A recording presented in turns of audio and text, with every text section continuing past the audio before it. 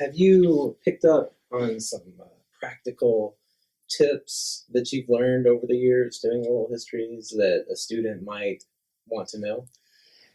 Yeah, I would say that when I have gone back and listened to the interviews that I've recorded over the years,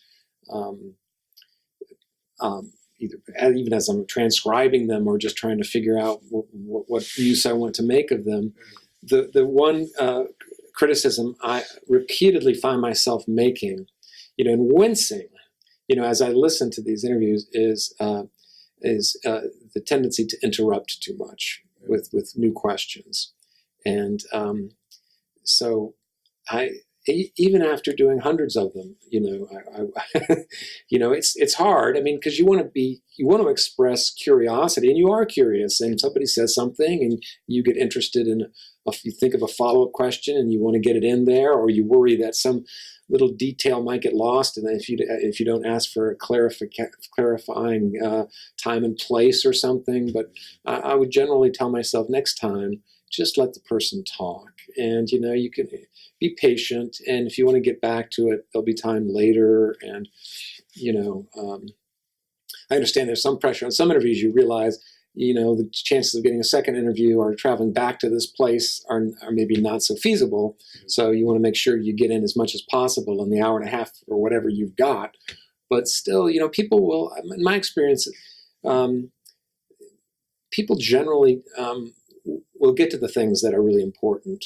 And, sometimes it helps to be a little provocative and a little prodding, but maybe not as much as you think is necessary. After all, this is not here's one distinction you might make between a certain kind of journalism and oral history is if you were an investigative journalist and you wanted to follow a story of corporate malfeasance, you would want to get, on camera or on tape, an interview with a CEO in which you're asking very difficult questions and you're pressing them, and kind of like, 60 Minutes.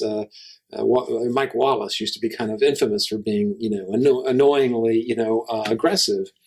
But that's oral history. I don't think works best in that form, unless you're really, part of your project does involve interviewing really, high-ranking people, and I think it's fair to be a little more pressing with those people. I mean, they're used to it, and they're in positions where that sort of comes with the turf. But when you're interviewing, sort of regular folks, you don't need to really, and you shouldn't really press them hard. It's really more about listening. That's what I'd say. So that one piece of advice. Another piece of advice is don't have a long list of questions in your lap. I wouldn't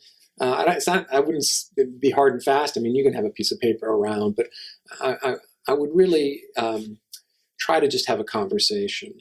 Which isn't to say it's not important to prepare a list of questions in advance. That's part of the homework I think you should do. I mean, you sort of ask yourself, well, what do I know about this person in advance? Well, maybe not much, but I know sort of a little bit. And so based on the little bit that you know, what are some interesting questions you might want to ask? So write those down and think about them, but have them in your head, not on your lap, because I just think anything you can do to make it just a human interaction and a discussion in which the other person is doing most of the talking, to be sure, but you're listening. You're not worrying about your next question.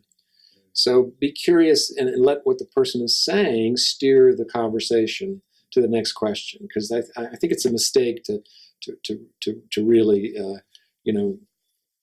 radically change topics again and again and again. Now, sometimes you have to do that, and you can even preface it by saying, "Well, this is a big change of topic here, but I really want to ask you about this." Okay.